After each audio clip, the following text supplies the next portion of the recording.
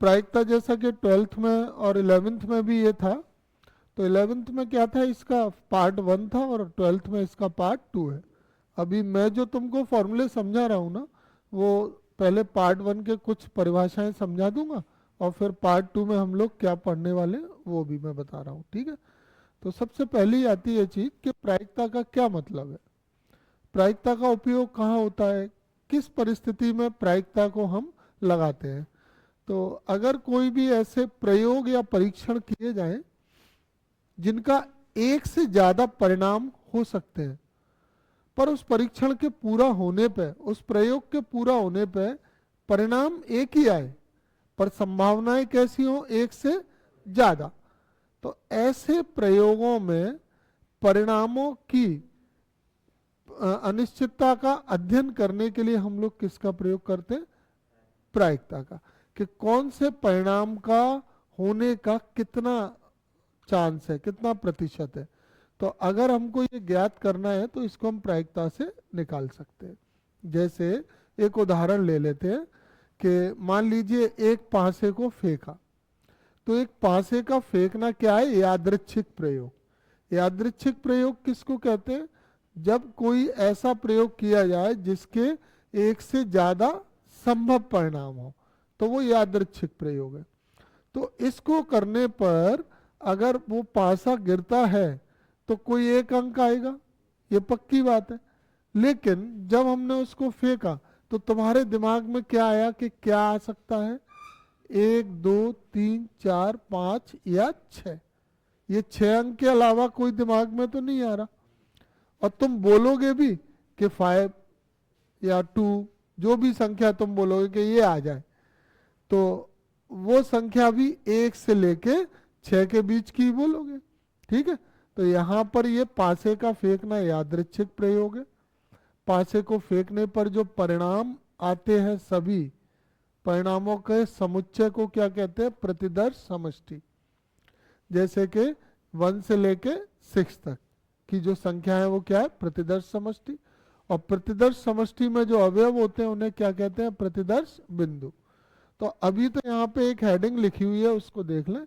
प्रायिकता का अर्थ क्या है, कि प्रायिकता सिद्धांत ऐसे प्रश्नों के परिणामों का अध्ययन करने के लिए उपयोग किया जाता है जिनके एक से अधिक परिणाम हो, लेकिन कोई एक परिणाम ही पूरा हो, उस प्रयोग के होने के बाद कोई एक परिणाम ही संभव हो। और ये परिणाम जो है ना, पूर्णतः संभावनाओं पर आधारित होते हैं। भाई संभावना है कि 3 आ जाए, पासे को फेंकने पर संभावना है कि 4 आ जाए, तो ये संभावनाओं पर आधारित। नंबर 2 हेडिंग, यादृच्छिक प्रयोग। जैसा कि मैंने अभी बताया, ऐसे प्रयोग जिनके परिणामों की पूर्व घोषणा न की जा सके, यानी कि कोई भी आप प्रयोग कर रहे हैं और पहले से बता सकते हो कि यही आएगा। सिक्के को फेंका, तो सिक्का उछालने पर शीर्ष भी आ सकता है और पुच्छ भी आ सकता है। तो तुम पहले से घोषणा करोगे, जरूरी नहीं है वो पूरा हो जाए। कि तुम पासा फेंको, तुम बोलो 2 आएगा, तो जरूरी है 2 ही आएगा, 3 भी आ सकता है, 4 भी आ सकता है ना। तो ऐसे प्रयोग जिनकी पहले से घोषणा न की जा सके, पहले से जिनके बारे में निश्चित रूप से नहीं कहा जा सके, उन्हें क्या कहते हैं, यादृच्छिक प्रयोग। अगली हेडिंग, जैसा कि मैंने बताया, प्रतिदर्श समष्टि। किसी यादृच्छिक परिणाम प्रयोग को करने पर उसके सभी संभव परिणामों का समुच्चय क्या कहलाता है, प्रतिदर्श समष्टि। किसी यादृच्छिक प्रयोग को करने पर जो भी परिणाम आएंगे, उन सभी परिणामों का इकट्ठा करके जो समुच्चय होता है उसे क्या कहते हैं, प्रतिदर्श समष्टि। उदाहरण के लिए, एक पासे को फेंकने पर प्रतिदर्श समष्टि एस में क्या क्या अवयव आएंगे, 1 2 3 4 5 6, ठीक है। अगली हेडिंग क्या है, प्रतिदर्श बिंदु। तो किसी प्रतिदर्श समष्टि में सभी अवयवों की जो संख्या होती है, कुल संख्या, उसे हम क्या कहते हैं, प्रतिदर्श बिंदु। जैसे कि यहाँ पे ये कितने प्रतिदर्श बिंदु है, 6, तो इसको हम निरूपित किससे करेंगे, NS से, और इसकी वैल्यू क्या है, 6। आ गया समझ में। अगली हेडिंग क्या है, प्रतिदर्श समष्टि के प्रकार। प्रतिदर्श समष्टि 2 प्रकार की होती है, एक परिमित और एक अपरिमित। परिमित प्रतिदर्श समष्टि कौन सी होती है, जिसमें अवयवों की संख्या निश्चित हो, गिनती की जा सके, और अपरिमित प्रतिदर्श समष्टि जिसमें अवयवों की संख्या अनंत है, गिनती नहीं की जा सके जिनकी, है ना, तो उसको क्या कहेंगे हम लोग, अपरिमित प्रतिदर्श समष्टि। एक एक उदाहरण भी दिया है। एक सिक्के को उछालने पर क्या क्या आएगा, सिक्का उछालेंगे तो शीर्ष या पुच्छ, तो दो परिणाम आ सकते हैं, तो ये क्या है, परिमित। और ये एक बिंदु से जाने वाली रेखाओं की संख्या, तो एक बिंदु से तुम रेखाएं खींचो तो कितनी खींचेंगी, अनंत, तो ये किसको दिखाती है, अपरिमित प्रतिदर्श समष्टि को। घटना क्या होता है समझे, देखो जब भी हम कोई यादृच्छिक प्रयोग करते हैं तो इस यादृच्छिक प्रयोग में जितने भी संभव परिणाम हैं उनको प्रतिदर्श समष्टि कहते हैं। प्रतिदर्श समष्टि से जो भी उप समुच्चय बनते हैं, प्रतिदर्श समष्टि के एक अवयव लें, दो लें, एक भी नहीं लें, ऐसे करके जो अलग अलग परिणाम बनते हैं उनको क्या कहते हैं, घटना। ठीक है, तो घटना क्या है, उप समुच्चय है किसका, प्रतिदर्श समष्टि का। जैसे कि जब एक सिक्का उछाला तो प्रतिदर्श समष्टि S बराबर क्या है, हेड या टेल, तो इसकी घटनाएं कौन कौन सी हो सकती है, शीर्ष आना, पुच्छ आना, और शीर्ष और पुच्छ दोनों का आना, ये सभी क्या है, घटना। ठीक है, तो इसमें ये कितनी घटनाएं नजर आ रही हैं तुमको, 3। और प्रतिदर्श समष्टि क्या थी, एक ही, लेकिन उसके ये सभी क्या है, उपसमुच्चय। उपसमुच्चय किसे कहते हैं, अरे कोई दिया गया संख्याओं का या अवयवों का समूह है, उसमें से अलग अलग अवयवों को लेकर जितने भी नए समुच्चय बनते हैं उन्हीं को क्या कहते हैं, उप समुच्चय। किसी दिए गए समुच्चय के एक या एक से ज्यादा अवयवों को लेकर जो नए उप समुच्चय बनते हैं उन्हें क्या कहते हैं, नए नए समुच्चय बनते हैं उन्हें क्या कहते हैं, उप समुच्चय। एक अवयव ले लो, दो ले लो, एक भी नहीं लोगे वो भी एक उप समुच्चय है, उसको क्या कहते हैं, फाई। फाई क्या होता है, रिक्त समुच्चय। तो रिक्त समुच्चय क्या है, सभी का उप समुच्चय, पर यहाँ पे उसकी ऐसी कोई जरूरत नहीं है। ठीक है, इतनी बात समझ में आ गई। घटना क्या होती है, प्रतिदर्श समष्टि, जैसे प्रयोग किया, सिक्का उछाला, पासा उछाला, ताश की गड्डी से ताश निकाला, एक थैले में अलग अलग रंग की गेंद है, एक गेंद निकाली, है ना, ये प्रयोग है। इस कक्षा में लड़के और लड़कियां हैं, उनमें से हमने किसी लड़के को चुना या लड़की को चुना, दो छात्रों को चुना, तो ये क्या है, प्रयोग है सब। इस प्रयोग के एक से ज्यादा परिणाम है। अब उन परिणामों से प्रतिदर्श समष्टि बनती है, और प्रतिदर्श समष्टि के अवयवों से क्या बनते हैं, उप समुच्चय। ठीक है, और जितने भी उप समुच्चय बनते हैं वो सभी क्या कहलाते हैं, घटना है। ठीक है, ये समझ में आ गया। अगली हेडिंग क्या है, प्रायिकता के गुण।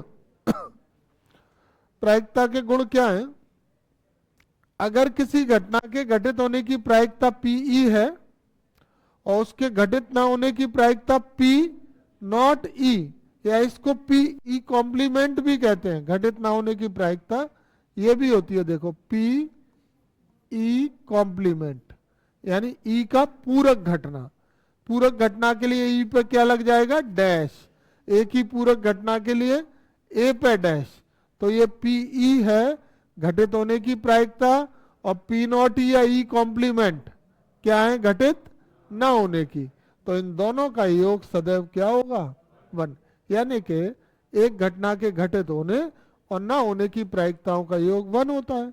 अगर इससे Pe की वैल्यू निकालें तो क्या होगी, 1 माइनस P नॉट E, और अगर इससे P नॉट E की वैल्यू निकालें तो 1 माइनस Pe। सेकेंड नंबर की हेडिंग क्या है, किसी भी घटना की प्रायिकता का मान 0 से 1 के बीच होता है। प्रायिकता का न्यूनतम मान 0 हो सकता है, अधिकतम मान 1। कारण क्या है, 1 से ज्यादा क्यों नहीं हो सकता प्रायिकता का मान, बताओ, या 0 से कम क्यों नहीं हो सकता। तो जैसे कोई भी घटना है, बहुत से बहुत क्या होगा, वो घटित हो जाएगी, और कम से कम क्या होगा, वो घटित नहीं होगी। अब कोई ऐसे बोले कि जैसे सिक्का उछालने पर शीर्ष आया, तो शीर्ष आने की घटना घटित हुई और शीर्ष नहीं आया तो नहीं हुई। अब इसको हम ऐसे बोले कि बहुत ज्यादा शीर्ष आ गया, बहुत भर भर के शीर्ष आ गया, बहुत बड़ा बड़ा शीर्ष आ गया, तो ये कोई बात हो गई क्या? शीर्ष आ गया माने शीर्ष है, हेड है तो है, नहीं है तो नहीं है। तो इसमें किसी भी घटना के होने के चांस 100% से ज्यादा होंगे? बताओ। तुमने कहा मैं परीक्षा दूंगा, पास हो जाऊंगा, और इसी को तुम ऐसे कहोगे कि मैं बहुत ज्यादा पास हो जाऊंगा, है, बहुत बड़ा बड़ा बड़ा बड़ा पास हो जाऊंगा, तो इसमें क्या बात हो गई? पास तो पास है। तो इसमें प्रायिकता का जो मान है वो अधिकतम 1 और न्यूनतम, यानी ज्यादा से ज्यादा सिक्का फेंके, पासा फेंका, अब 6 नहीं आया, 6 नहीं आया, तो प्रायिकता क्या है? जैसे कोई घटना घटित नहीं हो पा रही। कैसे घटित नहीं होने का मतलब है कि जैसे एक थैले में गेंद है, या पासे को फेंकने पर 7 आना, आएगा कभी 7? तो 7 का आना कैसी घटना है? असंभव। इसकी प्रायिकता का मान क्या होगा? 0। अब तुम यूं कहो 7 बहुत ज्यादा नहीं आया है, पासे को फेंकने पर 7 नहीं आया, 0। और मान लो वो तुम कहो कि वो माइनस में आती है प्रायिकता, तो माइनस में कैसे आ जाएगी? कोई घटना नहीं हुई माने नहीं हुई, अब बहुत ज्यादा नहीं हुई है, बहुत बड़ी स्तर पर नहीं हुई, तो ये कोई बात नहीं है। तो इसलिए प्रायिकता का न्यूनतम मान 0 होता है असंभव घटना के लिए, अधिकतम मान 1 होता है निश्चित घटना के लिए। जैसे सिक्का फेंके और कोई ये बोले कि शीर्ष या पुच्छ में से एक आएगा, तो वो 100% सही है कि नहीं?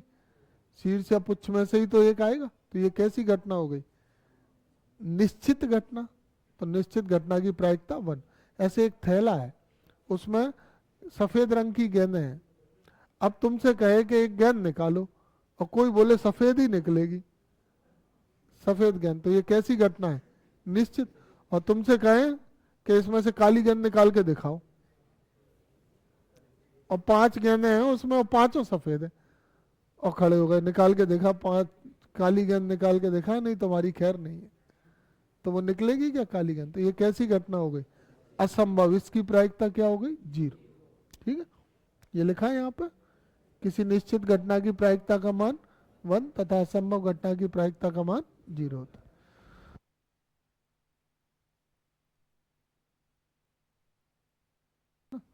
चलो प्ले कर देना, देखे।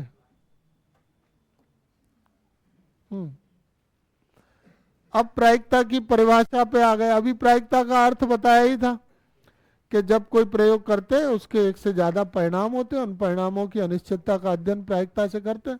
अब इसकी परिभाषा क्या है? इसकी परिभाषा ये है कि जब भी कोई यादृच्छिक प्रयोग होता है तो उसमें किसी घटना के अनुकूल परिणामों की संख्या एनी अपॉन उस घटना में होने वाले कुल संभव परिणामों की संख्या के अनुपात को उस घटना की प्रायिकता कहते हैं। ठीक है, जैसे यहाँ पे एक यादृच्छिक प्रयोग है, उसका प्रतिदर्श समष्टि क्या है? S। घटना है E और प्रतिदर्श समष्टि है S। तो घटना E के अनुकूल परिणाम कितने हैं? N। और घटना S यानी प्रतिदर्श समष्टि में कुल परिणाम है NS। तो घटना E के घटित होने की प्रायिकता PE = NE अपॉन N। ठीक है, इसमें अनुपात निकाला जाता है। अब आते हैं प्रायिकता की गणितीय परिभाषा। गणितीय परिभाषा में क्या है? कोई एक कार्य होगा, कोई एक परीक्षण या प्रयोग होगा, और उस प्रयोग के होने के और नहीं होने के प्रकार बताए जाएंगे तुमको। जैसे एक घटना ई के घटित होने के प्रकार है और घटित नहीं होने के प्रकार भी है, और हर एक तरीका कैसा है? समसंभावित। तो घटना ई के घटित होने की प्रायिकता PE बराबर घटना घटित होने के प्रकार अपॉन में कुल प्रकार होने के और नहीं होने के, तो a अपॉन a प्लस। ऐसे ही घटना ई के घटित ना होने की प्रायिकता पी नॉट ई निकालना है, तो पी नॉट ई बराबर घटित ना होने के प्रकार अपॉन में कुल प्रकार। जैसे मान लो तुम एक मेले में गए और वहां तुमने कहा कि मैं तो ये निशाना लगाऊंगा गुब्बारों में बंदूक से, तो वो तुमको 10 चांस दे रहा है। अब वो 10 चांस में से तुम्हारे मान लो 6 निशाने लग गए और 4 निशाने नहीं लगे, तो लक्ष्य भेदने के प्रकार 6 हो गए और न भेदने के प्रकार 4, और कुल प्रकार कितने हैं 10। तो प्रायिकता क्या हो जाएगी, लक्ष्य भेदने की प्रायिकता हो जाएगी 6 अपॉन में 10, और लक्ष्य न भेदने की प्रायिकता क्या हो जाएगी 4 अपॉन में 10, ऐसे। ठीक है, तो लक्ष्य तुम्हें निशाना लगाने के चांस कितने दिए 10, अब उनमें से जो 6 निशाने लग रहे हैं तो वो प्रक्रिया तो एक सी है ना निशाना लगने की, तो इसीलिए तो यहाँ पे लिखा है प्रत्येक तरीका समसंभावित। तो इसको क्या कहते हैं, प्रायिकता की गणितीय परिभाषा। अगला क्या है, किसी घटना के अनुकूल तथा प्रतिकूल संयोगानुपात। जैसे कोई भी तुमने प्रयोग किया, यही निशाने वाली बात ले लें, तो तुमने जब निशाने लगाए तो तुम्हारे पक्ष में फेवर में क्या था, तुम्हारे पक्ष की बात क्या थी, निशाना लगाना तुम्हारे पक्ष में था, और तुम्हारे विरोध में क्या था, अपोजिट में नहीं लगाना। तो अनुकूल संयोगानुपात जो होता है ना, वो घटना जितनी विधियों से हो सकती है उसके प्रकार, अनुपात जितनी विधियों से नहीं हो सकती है उसके अनुपात को ही क्या कहते हैं, अनुकूल संयोगानुपात। तुम्हारे अनुकूल तो यहाँ पे 6 निशाने लगे और 4 नहीं लगे, तो अनुकूल संयोगानुपात क्या हो गए 6:4। और प्रतिकूल उसका उल्टा, उसका उल्टा ए अनुपात बी का उल्टा बी अनुपात ए, और इससे घटित होने की प्रायिकता वही आएगी ए अपॉन ए प्लस बी, और घटित ना होने की बी अपॉन ए प्लस बी। ठीक है, ये क्या थे, अनुकूल संयोगानुपात और प्रतिकूल संयोगानुपात। अब प्रायिकता में क्रमचय संचय का प्रयोग होता है, तो ये क्रमचय संचय के कुछ फॉर्मूले हैं, जैसे n फैक्टोरियल। तो n फैक्टोरियल का फॉर्मूला होता है 1 से लेके n तक की प्राकृत संख्याओं का गुणनफल। जैसे फैक्टोरियल 1 का मान क्या होता है 1, और फैक्टोरियल 2 का 2 इंटू 1, फैक्टोरियल 3 का 3 इंटू 2 इंटू 1, फैक्टोरियल 4 का यानी उस संख्या से शुरू करते हैं n से और जाते कहां तक है 1 तक। कोई भी फैक्टोरियल है और अगर उसमें से तुम कोई एक मान बाहर निकालोगे, फैक्टोरियल के अंदर क्या हो जाएगा n-1। इसको ऐसे समझ लो, इसका उदाहरण मैं बताता हूं कि अगर फैक्टोरियल 10 लिखा है और तुमने 10 को निकाला तो फैक्टोरियल में क्या बचेगा 9, और अगर तुमने 9 को निकाला तो फैक्टोरियल में क्या बचेगा 8, और 8 को निकालेंगे तो यानी एक एक मान उसमें से कम होता जाता है। ये एनसीआर का फॉर्मूला है। एनसीआर का फॉर्मूला क्या होता है, factorial n upon factorial r into factorial n minus r. NPR की factorial n upon factorial n minus r. NCR मतलब क्रमचय कॉम्बिनेशन, और एनपीआर मतलब सॉरी उल्टा बोल गया, एनसीआर क्या हुआ संचय कॉम्बिनेशन, और एनपीआर होता है परम्यूटेशन क्रमचय। ठीक है, ये मान याद कर लेना, NC0 की वैल्यू 1 होती है, किसी में भी C0 लगाओ तो मान 1, और किसी में C1 लगाए तो वही मान आता है। जैसे 10C1 का 10, 5C1 का 5, 100C1 का 100, और NCN का मान भी 1। यहाँ पे एक फॉर्मूला है, अगर n वस्तुओं को एक पंक्ति में रखें तो उसके प्रकार क्या होते हैं फैक्टोरियल n, और n व्यक्तियों को गोलमेज के चारों ओर बिठाने के प्रकार फैक्टोरियल n-1।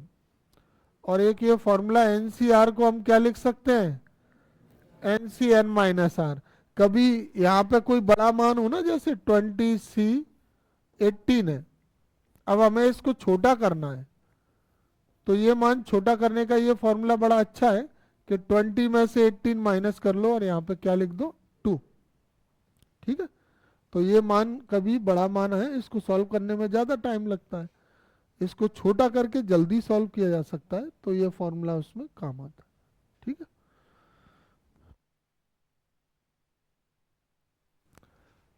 देखो अब प्रायिकता पे आधारित कुछ प्रमेय है, इन प्रमेय को देख लो। पी ए यूनियन बी का फॉर्मूला क्या होता है, ये फॉर्मूला जो आया है ना वो समुच्चय से ही आया है। जैसे ए यूनियन बी की वैल्यू होती है A plus B minus A intersection B, तो ऐसे ही पी ए यूनियन बी का फॉर्मूला होता है P A plus P B minus P A intersection B. एक बात याद रखनी है यहाँ पे कि जो घटना ए और बी होंगी ना वो परस्पर अपवर्जी नहीं होना चाहिए। परस्पर अपवर्जी घटना कौन सी होती है, जिनमें कोई भी कॉमन पार्ट नहीं होता है। अब जैसे ये घटना ए है और ये घटना बी है, और ये जो भाग है ये क्या है, इसका उभयनिष्ठ भाग है, इसको कहते हैं ए इंटरसेक्शन बी। तो ये परस्पर अपवर्जी नहीं है। अब परस्पर अपवर्जी कौन सी होती है, ये परस्पर अपवर्जी है। यहां पे ए इंटरसेक्शन बी क्या है, फाई है ही नहीं, ये परस्पर अपवर्जी। समझ गए, क्या समझे, जिनमें कॉमन मिलेगा, अगर कॉमन है तो परस्पर अपवर्जी नहीं है, और अगर कॉमन पार्ट नहीं है तो वो परस्पर अपवर्जी है। ठीक है, अब इस फॉर्मूले को देखो, ये अगर कोई दो घटना परस्पर अपवर्जी घटनाएं नहीं है तो उसके लिए दोनों में से किसी एक घटना के घटित होने की प्रायिकता पी ए यूनियन बी का फॉर्मूला होता है P A plus P B minus P A intersection B. P A union B को और हम क्या लिख सकते हैं, पी ए या बी। ठीक है, और फॉर्मूला यही रहेगा। अब यहाँ पे ये पूरा सॉल्व बताया गया है कि अगर ए और बी परस्पर अपवर्जी घटनाएं हैं तो ए इंटरसेक्शन बी बराबर क्या होगा, फाई। यहाँ पे पी नहीं आएगा, ये पी नहीं आएगा, ये लाइन हटा के ऐसे लिखेंगे ए इंटरसेक्शन बी बराबर क्या होगा, फाई। तो इसकी प्रायिकता लेंगे ना, तो रिक्त समुच्चय की प्रायिकता का मान क्या हो जाएगा, 0। अब ये पी ए यूनियन बी का फॉर्मूला है, अगर इसमें पी ए इंटरसेक्शन बी का मान क्या रख दें, 0, तो ये पी ए यूनियन बी का फॉर्मूला क्या हो जाएगा, P A plus P B. और ये कब हुआ, जब ए और बी कैसी हैं, इसी को इसकी प्रमेय की क्या कहते हैं, उपप्रमेय। तो उपप्रमेय से इस पहले वाले चित्र में फॉर्मूला कौन सा लगेगा, ये वाला, और दूसरे चित्र के लिए फॉर्मूला कौन सा लगेगा, पी ए यूनियन बी बराबर P A plus P B. तुम खुद समझ लो ना, अगर उभयनिष्ठ नहीं है तो ये वैल्यू क्या हो जाएगी, 0, और ये वैल्यू 0 हो गई तो फॉर्मूला हो गया पी ए यूनियन बी बराबर P A plus P B. ठीक है, ये दूसरी प्रमेय को समझे। अब ये दोनों समझ में आ गए फॉर्मूले, ये बॉक्स वाले याद रखने हैं तुमको। दूसरी प्रमेय क्या कहती है, अगर पी ए माइनस बी निकालना है, ए माइनस बी का मतलब है कि ए में से बी का हिस्सा हट जाएगा। ये तुमको दिख रहा है, ये जो ए माइनस बी है ना, पता है कौन सा है, ये वाला है, ये है ए माइनस बी, इसी को ए माइनस बी बोलते हैं। ए माइनस बी का मतलब क्या है, केवल ए, केवल ए, इसमें बी शामिल नहीं होना चाहिए। तो अब तुम देखो जरा ध्यान से, ये केवल ए वाली बात करें तो ये पूरे ए में से किसको घटाया, ए इंटरसेक्शन बी। ये पूरा गोला दिख रहा है वृत्त, ये पूरे वृत्त में से ये जो सफेद वाला हिस्सा है वो किसका है, तो अगर ये वाला हिस्सा हटा दें तो बी का हिस्सा चला गया कि नहीं, सिर्फ कौन बचेगा, ए बचेगा। तो सिर्फ ए के लिए ए में से किसको हटा देते हैं, ए इंटरसेक्शन बी। और बी माइनस ए का मतलब केवल बी, और केवल बी के लिए क्या करेंगे, बी में से ए इंटरसेक्शन बी हटाएंगे, ए नहीं हटाएंगे। ये पूरा बी दिख रहा है ना, अगर बी में से ये ए इंटरसेक्शन बी हट गया तो ये इधर वाला हिस्सा जो बचेगा वो क्या है, B minus A. B minus A का मतलब क्या है, केवल बी। ए माइनस बी का मतलब केवल ए। ठीक है, तो केवल ए के लिए फॉर्मूला क्या है, पी ए माइनस बी। और इसको क्या लिख सकते हैं, P A intersection not B बराबर P A minus P A intersection B. और ऐसे ही पी बी माइनस ए का फॉर्मूला बनाओ, क्या बनेगा, बी इंटरसेक्शन नॉट ए। और इसको निकालें तो पी बी में से, तो फॉर्मूले बिल्कुल सिंपल हो गए। देखो पी ए माइनस बी है तो पी ए में से क्या घटा दो, A intersection B. P B minus A है तो बी में से क्या घटा दो, ए इंटरसेक्शन। अब क्या है, प्रतिबंधी प्रायिकता। देखो प्रतिबंधी प्रायिकता क्या होती है परिभाषा,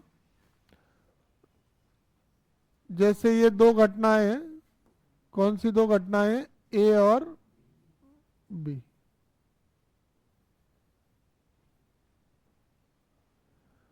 अगर ए और बी दो घटनाएं हैं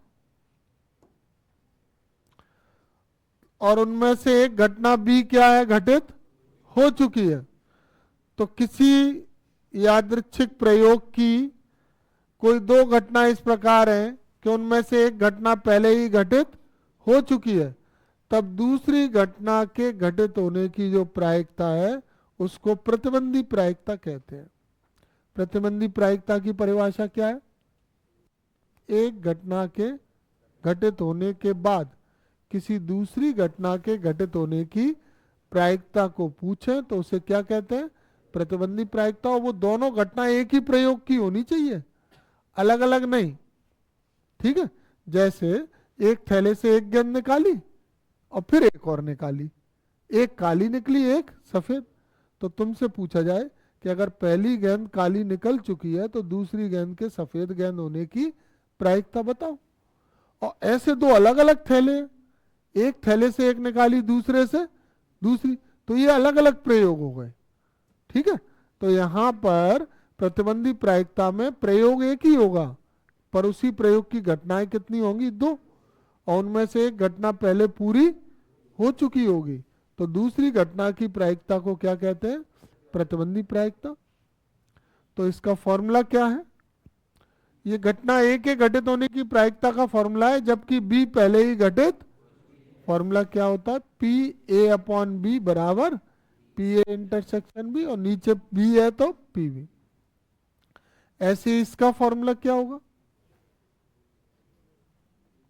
घटना बी के घटित होने की प्रायिकता जबकि घटना ए पहले ही घटित हो चुकी है, इसका फॉर्मूला क्या होगा, पी बी अपॉन ए बराबर P A intersection B upon.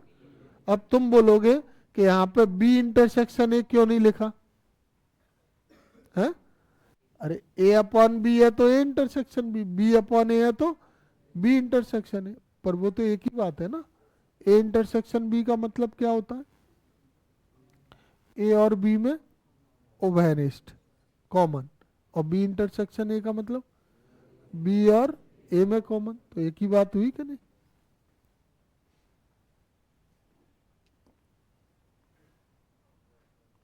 अब आ जाइए प्रायिकता का गुणन प्रमेय। ये जो गुणन प्रमेय का फॉर्मूला बना है ना, ये इसी से बना है, मैं यहां दिखा देता हूं। जैसे पी ए अपॉन बी है तो पी ए अपॉन बी का फॉर्मूला क्या था, P A intersection B upon P B. अगर इससे पी ए इंटरसेक्शन बी का मान निकालें तो ये इधर जाएगा, तो क्या बनेगा formula, P A intersection B equal to P B into P A upon B, बन गया। इसी को गुणन प्रमेय कहते हैं। और ये वाला फॉर्मूला इससे बना है, पी बी अपॉन ए से। पी बी अपॉन ए से क्या है formula P B upon A का, P A intersection B upon P A. अगर इससे पी ए इंटरसेक्शन बी की वैल्यू निकालें तो इसका इधर इंटू होगा तो ये क्या आ जाएगा, P A intersection B equal to P A into P B upon A, यहाँ पे पी आएगा।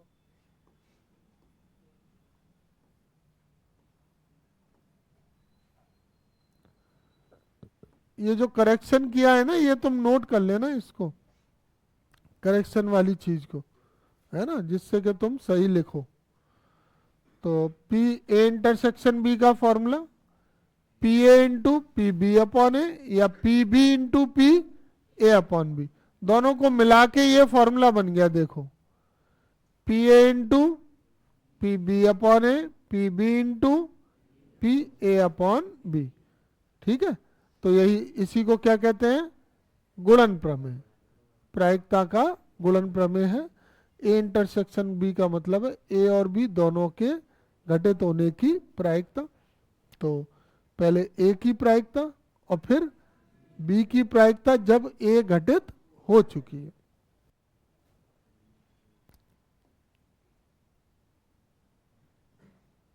और इसमें एक फॉर्मूला और इसी का मैं बना के दिखा रहा हूं तुम्हें।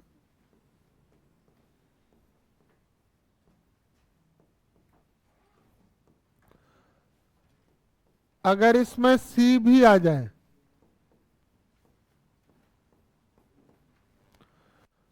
तो सी भी आएगा ना, तो इसका फॉर्मूला ऐसे होगा, देखो पी ए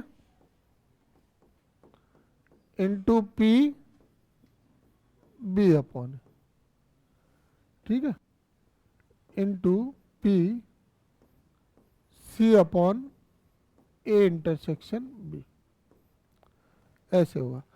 यहाँ पे ए हो चुकी है, ए की प्रायिकता, यहाँ पे बी की प्रायिकता जब ए हो चुकी है, और यहाँ पे सी की प्रायिकता जब ए और बी दोनों हो चुकी है। ऐसे डी के लिए भी बना के दिखाता हूं।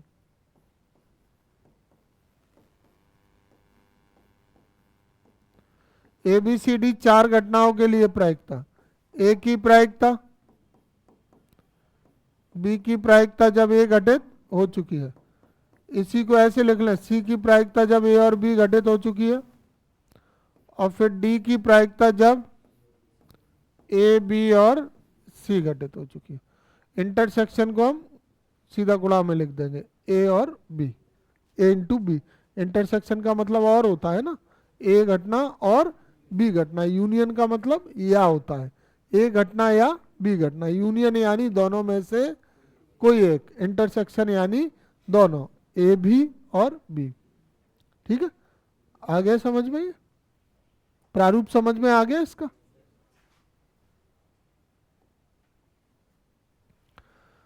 संपूर्ण प्रायिकता प्रमेय को देखो। संपूर्ण प्रायिकता प्रमेय क्या होती है, जैसे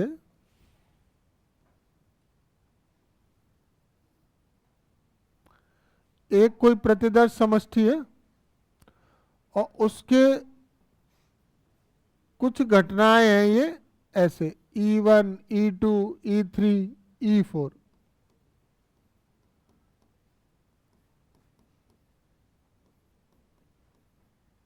ये इस प्रयोग के चार हिस्से हैं, और इसमें एक घटना है जो इन सब के साथ हो रही है, ए। तो अगर हमें इन चारों के साथ जो घटना ए घटित हो रही है इसकी प्रायिकता निकालनी है, तो इस प्रायिकता को हम किससे निकाल सकते हैं, संपूर्ण प्रायिकता प्रमेय से। यहाँ पर घटना ए E1 के साथ भी हो रही है, घटना ए E2 के साथ भी हो रही है, घटना ए E3 के साथ भी हो रही है, और E4 के साथ भी। जैसे मैंने ये 4 का उदाहरण लिया है, ऐसे ये 2 का, 3 का, 4 का, 5 का, n तक हो सकता है। फॉर्मूला क्या है इसका, यहाँ पर अगर हमें ए की, जैसा कि ये लिखा है E1, E2, En एक प्रतिदर्श समष्टि का विभाजन है, ए प्रतिदर्श समष्टि के संगत कोई घटना है, तो ए की जो प्रायिकता होगी ना वो क्या होगी, P E1 into A upon E1 plus P E2 into A upon E2 dash dash dash P En into A upon En। इसको सिग्मा के रूप में कैसे लिखेंगे, जैसे ये यहाँ पर क्या बन गया ई आई इंटू ये क्या बन गया ए अपॉन ई आई, और यहाँ पे आई का मान कहाँ से कहाँ तक है 1 से n तक। जब 1 रखोगे तो ये आएगा, 2 रखोगे, फिर 3 रखोगे और लास्ट में कहाँ तक n तक। ऐसे समझो कि 3 थैले हैं और इसमें ब्लैक और वाइट बॉल है, 2 3 3 4 4 5। किसी एक थैले से एक गेंद निकाली है, तीनों में से किसी एक थैले को चुनकर एक गेंद निकाली, और प्रायिकता पूछ रहे हैं कि वो एक गेंद जो निकाली है ना वो कैसी है, सफेद गेंद। तो ऐसे सवालों में संपूर्ण प्रायिकता प्रमेय लगती है। क्यों लगती है? यहाँ पे ये जो सफेद गेंद की घटना है वो पहले थैले में से भी निकल सकती है, दूसरे से भी और तीसरे से भी। जैसे हमने ये प्रयोग किया, यहाँ पे रख दिए 3 थैले और तुम में से एक स्टूडेंट बुलाया, अब किसी एक को बुलाया, बोला इसमें से एक गेंद निकालो और वो सफेद गेंद निकलनी चाहिए। तो पहले तो जो स्टूडेंट आएगा वो ये देखेगा कि मैं थैला कौन सा चुनूं क्योंकि पहले थैले को भी चुन सकता है वो, दूसरे को भी, और तो ये जो थैले को चुनना है ना वो क्या हो गया E1 E2 E3 3 है। इधर कितनी है 4 घटनाएं, इसमें कितने थैले 3, तो ये कहां तक सीमित रहेगी E3 तक। तो अब अगर पहले थैले को चुनता है या दूसरे को या तीसरे को तो इसकी प्रायिकता क्या होगी, 3 थैले में से एक थैला चुना तो कुल प्रकार 3 और चुना 1 तो अनुकूल प्रकार 1, तो 3 में से एक थैला चुनने की प्रायिकता क्या हो गई 1/3, और 2 थैले होते तो 1/2 और 4 होते तो 1/। अब मान लो एक थैला चुन लिया तो वो पहला थैला चुना तो उसमें से सफेद गेंद की प्रायिकता निकाल लो। तो पहला थैला चुनने का तरीका क्या हो गया P1, और पहले थैले से जो सफेद गेंद निकल रही है वो घटना क्या है A, और ये घटना पहले थैले में से भी हो सकती है और दूसरे से में से और तीनों में से निकल सकती है कि नहीं है गेंद।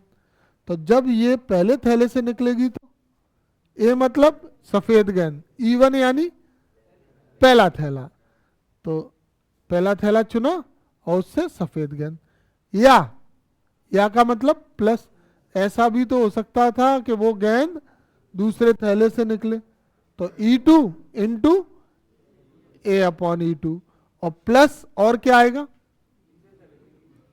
P3 into A/E3। आ गया समझ में? तो ये E3 तक जाएगा अगर यहाँ पे 3 थैले और 2 थैले होते तो यहां तक हो जाता। फॉर्मूला समझ में आ गया? इसको क्या कहते हैं संपूर्ण प्रायिकता प्रमेय। इसमें क्या होता है कि एक ही प्रतिदर्श समष्टि के कुछ हिस्से हो जाते हैं और एक घटना उन सभी के साथ हो रही होती है, तो उस घटना की प्रायिकता निकालनी है, तो उसका ये फॉर्मूला है। ठीक है, अगला क्या है स्वतंत्र घटना है। स्वतंत्र घटनाओं की परिभाषा क्या है पहले तो ये बताएं। अगर कोई 2 घटना इस प्रकार घटित हो कि एक घटना के घटित होने का दूसरी घटना पर कोई प्रभाव ना पड़े तो ऐसी घटनाओं को क्या कहते हैं स्वतंत्र घटनाएं। एक घटना के घटित होने या घटित ना होने का दूसरी घटना पर कोई भी प्रभाव ना पड़े तो इस प्रकार की घटनाओं को क्या कहते हैं स्वतंत्र घटना। ए और बी अगर 2 स्वतंत्र घटना है तो ए और बी के एक साथ घटित होने की प्रायिकता का फॉर्मूला हो जाएगा PA intersection B equal to PA into PB। ऐसे 3 होंगी तो PA intersection B intersection C बराबर PA into PB into PC। अगर 3 घटनाएं हो तो A intersection B intersection C बराबर PA into PB into PC। और ये सिर्फ किसके लिए होता है स्वतंत्र घटनाओं के लिए। ठीक है, समझ गए? इस फॉर्मूले में और इस फॉर्मूले में अंतर समझ गए? यहाँ पे PA इंटरसेक्शन B का फॉर्मूला क्या है PA into PB upon A, क्योंकि ये घटनाएं स्वतंत्र घटनाएं नहीं है। और अगर ये स्वतंत्र घटनाएं होती हैं तो फॉर्मूला क्या होगा, पी ए इंटरसेक्शन बी बराबर पी ए इंटू पी। अगली क्या है, मिश्र प्रायिकता प्रमेय। मिश्र प्रायिकता प्रमेय में क्या है कि जैसे अगर किसी प्रतिदर्श समष्टि की घटना ए और बी है तो पी ए यूनियन बी बराबर P A into P B. P A union B बराबर P A into P B. यहाँ पे A one A two A three अगर स्वतंत्र घटनाएं होंगी तो ये तो यही बताया ना मैंने अभी तुम्हें, जैसे ये 3 के लिए बताया P A into P B into P C, ऐसे ये 3 से ज़्यादा एन तक हो तो A one intersection A two intersection dash dash dash A N, तो ये क्या हो जाएगा P A one into P A two into dash dash dash कहाँ तक, पी ए एन तक। ठीक है, ये एन एन घटनाओं के लिए, वो 2 घटनाओं के लिए और 3 घटनाओं के लिए था। इसमें ये वाली कंडीशन यहाँ नहीं होगी, ये स्वतंत्र है ना, तो स्वतंत्र के लिए यहाँ यूनियन की जगह क्या आएगा, इंटरसेक्शन।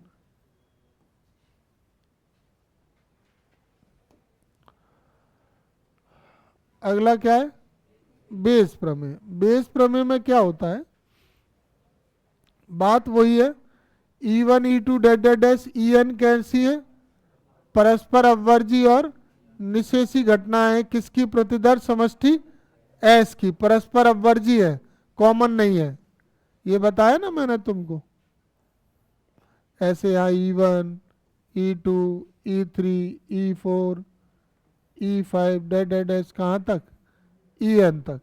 ये ई वन कॉमन तो नहीं है इनमें, ई three E four E five dash dash dash ये कहाँ तक, तो ये परस्पर अपवर्जी और निशेषी घटना है प्रतिदर्श समष्टि एस की। और इन सबका अगर यूनियन लेते हैं तो ये एस पूरा हो जाता है, सबका यूनियन करते हैं। और ए कोई ऐसी घटना है जो इन सबके साथ हो रही है, चित्र वही है, इन सबके साथ घटित होने वाली घटना कौन है, ए। तो अब यहाँ पे जो फॉर्मूला है ना वो P E I upon A का है। P E I upon A equal to क्या होगा, P E I into P A upon E I, sigma I equal to 1 से N P E I into P A upon E I. इसको मैं जरा तुम्हें 2 पदों के लिए बना के दिखाऊं तो तुम समझ जाओगे। जैसे P E one upon A का फॉर्मूला बनाऊं तो ये क्या हो जाएगा, P E one into P E one upon A, और ये 2 तक के लिए है, हाँ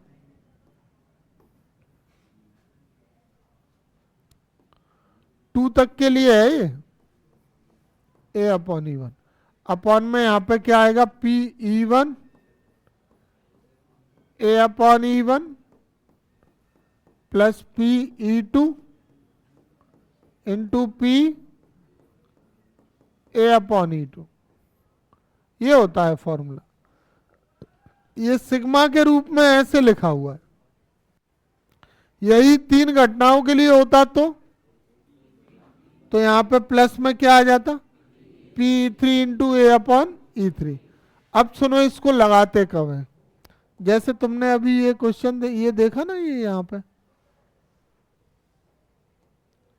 ये संपूर्ण प्रायिकता प्रमेय, यहाँ पे ये 3 थैले थे और उससे एक गेंद निकाली और वो सफेद गेंद की प्रायिकता पूछी।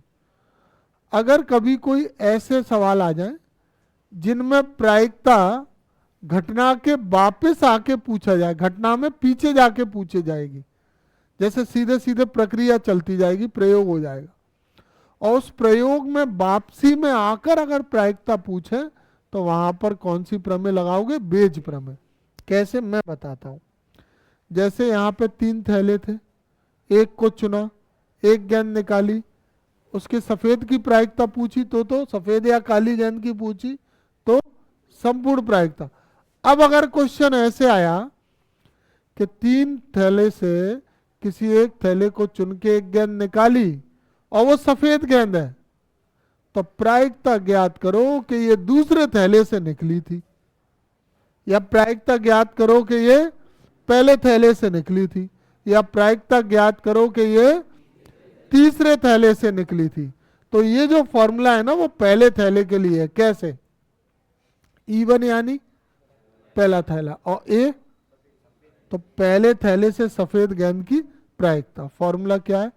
P(E1) into A upon E1 upon में P(E1) A upon E1 plus P(E2) into A upon E2। और अगर 3 थैले होते तो P अपॉन में क्या आ जाता? E3 into A upon. अगर तुमसे ऐसे कहा जाए कि वो सफेद गेंद दूसरे थैले से निकलने की प्रायिकता बताओ, तो यहां पे E2 अपॉन ए, तो इसमें क्या हो जाएगा? P(E2) into A upon E2, और नीचे नीचे तो यही रहेगा। और अगर यहाँ तीसरे थैले से सफेद गेंद की पूछे तो P3 इंटू P ए अपॉन E3, और नीचे तीनों की प्रायिकताओं का योग। ठीक है, आ गया समझ में? तो ये फॉर्मूले इसके कंप्लीट हो गए प्रायिकता के। तुम लोग इनको पढ़ के समझ के आना, अगर कोई दिक्कत हो तो मुझे बता देना, वो टॉपिक में फिर से समझा दूंगा।